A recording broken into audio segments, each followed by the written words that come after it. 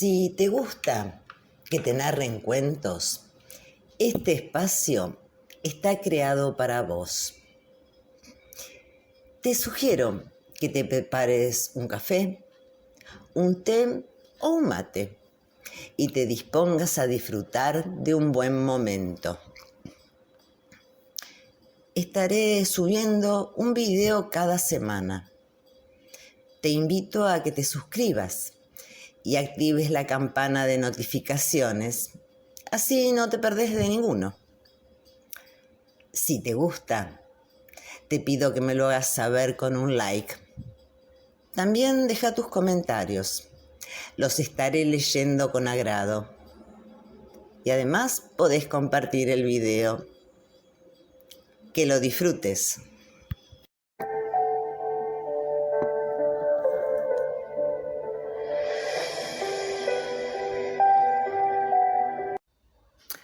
Antes de morir, el gran duque dejó estipulado cómo sería su sucesión. Para el hijo mayor, Ulrich dejaba el ducado de Brandeburgo. Para el hijo menor, Abelardo, el condado de Klugenstein. Al morir Ulrich, lo sucedería su hijo varón. En caso de no tenerlo, el ducado quedaría en manos del hijo varón de Abelardo, suponiendo que él sí lo hubiera tenido. En el caso de que ninguno de los dos fuera padre de varón, la sucesión pasaría entonces a la hija de Ulrich, siempre y cuando ésta pudiera demostrar que no había sido mancillada. Y en el caso de que no fuera así, la hija de Abelardo sería la sucesora, siempre que conservara su nombre inmaculado. Era de noche. El año 1222 llegaba a su término. En el antiguo castillo feudal de Klugenstein se celebraba un concilio secreto. El señor Abelardo Klugenstein se dirigió a un joven de noble presencia, vestido de pies a cabeza con cota caballeresca. Había llegado el momento de revelarle el misterio que había intrigado durante toda su joven vida. Cuando su esposa estaba esperando un hijo, rogaron fervientemente para ser bendecidos con un varón, pero sus plegarias fueron en vano. Nació una hija, quien ahora estaba escuchando esta confesión. Estaba desolado. Había depositado tantas esperanzas de que su hijo fuera el futuro gran duque. 5 años llevaba Ulrich casado, sin tener un heredero de uno u otro sexo. Entonces urdió un plan salvador. Su hija nació a medianoche. Solo la nodriza, la niñera y 6 doncellas conocían su sexo. Antes de que pasara una hora, mandó ahorcarlas a todas. A la mañana siguiente, todo el condado enloqueció de contento ante la noticia de que en Klugenstein había nacido un hijo, un heredero del poderoso ducado de Brandeburgo. Y el secreto fue guardado celosamente. Pasaron 10 años. Ulrich tuvo una hija. Aquello lo dejó abatido, pero confiaba en la buena labor del sarampión, los doctores y otros enemigos naturales de la infancia, aunque sus ilusiones acababan frustrándose siempre. La niña vivía, crecía, pero eso no importaba. No tenía nada que temer, porque él tenía un hijo varón, el futuro duque. Así es, queridísimo Conrad, concluyó, porque aunque era una mujer, de 28 años, jamás se la había llamado con otro nombre que no fuera ese. La edad estaba dejando sentir su peso sobre Ulrich y el hombre se sentía débil. Las labores del gobierno lo cansaban y por eso reclamaba la presencia de Conrad junto a él para que actuara como duque de hecho, ya que no podía hacerlo aún de derecho. Abelardo le hizo la siguiente advertencia a Conrad. Existe una ley muy antigua, según la cual, si una mujer se sienta, aunque sea solo un instante, en la gran silla ducal, antes de ser coronada solemnemente en presencia del pueblo, morirá. Debía tenerlo bien presente.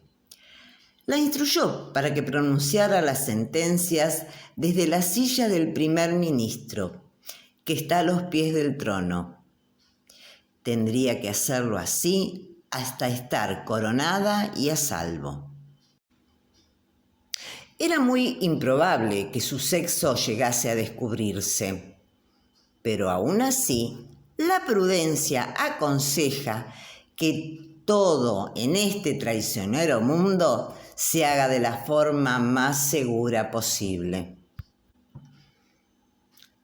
La muchacha, consternada, entendió que toda su vida fue una mentira para privar a su indefensa prima de sus derechos. Rogó a su padre que le evitara ese horror, que se compadeciera de ella. Por el contrario, su padre la trató de desagradecida. Se lamentó que esa fuera la recompensa recibida después que su ingenio había forjado un futuro para ella. Sus sensibleros lamentos no se avenían para nada con su ánimo. Le ordenó que se pusiera en camino para presentarse ante el duque y cumplir con el mayor rigor su propósito. Las plegarias, las súplicas y las lágrimas de la piadosa joven de nada sirvieron. No pudieron conmover al obstinado señor de Klugenstein. Así que al final, con gran pesar de su corazón, la hija vio como las rejas del castillo se cerraban tras ella, para encontrarse luego cabalgando en la oscuridad, rodeada de una legión de vasallos y de un séquito de sirvientes. El conde permaneció en silencio durante varios minutos tras la partida de su hija y luego le dijo a su entristecida esposa que sus asuntos parecían ir viento en popa. Hacía 3 meses había enviado al astuto y apuesto barón Detzin en diabólica misión con respecto a Constance, la hija de su hermano. Si fracasan, no estarían del todo a salvo, pero si tiene éxito, no habrá fuerza capaz de impedir que la hija se convierta en duquesa, aunque la mala fortuna haya decretado que nunca pueda llegar a ser duque. La mujer contestó que su corazón estaba lleno de presagios. Aún así, puede que todo vaya a salir bien. 6 días después, la capital del condado de Brandeburgo recibía a Conrad, el joven heredero de la corona. El corazón del viejo duque estaba henchido de felicidad, ya que la apostura y el gracioso porte de Conrad habían ganado su afecto. Los grandes salones del palacio rebosaban de nobles que prodigaban su entusiasta bienvenida a Conrad. Y tan feliz y alegre parecía todo, que el recién llegado sintió desvanecerse todos sus temores y pesares para dar paso a una reconfortante placidez. En una remota estancia del palacio se desarrollaba una escena de una distinta índole. La hija única del duque, Lady Constance, se hallaba de pie junto a una ventana, con los ojos hinchados y enrojecidos por el llanto. Estaba sola. En ese momento empezó a llorar de nuevo, exclamando en voz alta: «El villano de Detsin se marchó, abandonó el ducado. Al principio no podía creerlo, pero resultó cierto. Y lo quería tanto, y osé amarlo, aunque sabía que mi padre jamás habría consentido que se casara con él. Lo amaba. Ahora lo odio. Lo odio con toda mi alma. ¿Qué será de mí? Estoy perdida, completamente perdida. Me volveré loca». Transcurrieron unos meses. Todos pregonaban las excelencias del gobierno del joven Conrad, ensalzando la sabiduría de sus juicios, la magnanimidad de sus sentencias y la modestia con que se conducía en su elevado cargo. Pronto el viejo duque lo dejó todo en sus manos, manteniéndose al margen y escuchando con orgullosa satisfacción cómo su heredero promulgaba los decretos de la corona desde su silla de primer ministro. Parecía evidente que alguien tan amado, elogiado y honrado por todos como lo era Conrad, no podía ser más que feliz. Sin embargo, por extraño que parezca, no lo era, pues veía con amargura que la princesa Constance había comenzado a amarlo, y observó que el viejo duque, que había descubierto la pasión de su hija, se mostraba encantado con ello y soñaba ya con un futuro matrimonio. Conrad estaba desconsolado. Al percatarse, empezó a evitar a su prima, pero solo consiguió empeorar las cosas, pues naturalmente, cuanto más trataba de evitarla, tanto más buscaba ella su compañía. Al principio, Conrad experimentó un gran desconcierto y luego llegó incluso a espantarse.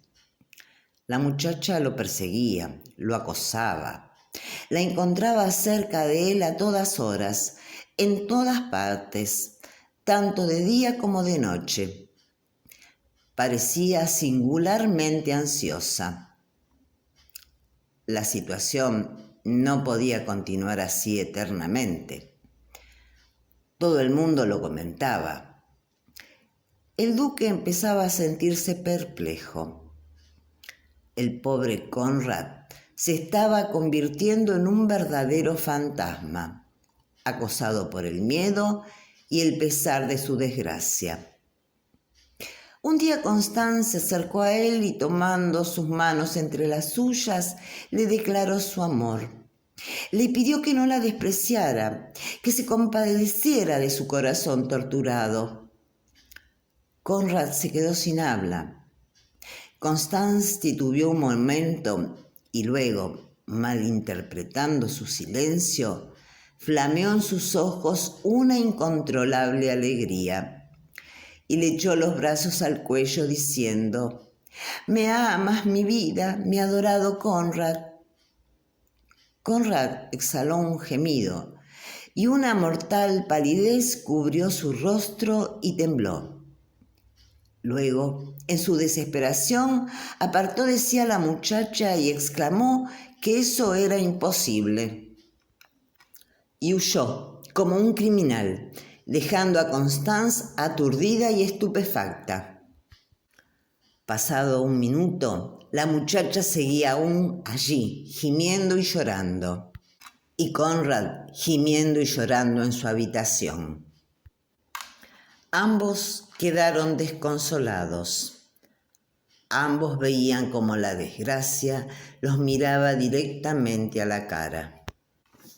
Constance se alejó de allí maldiciéndolo. Transcurrió el tiempo.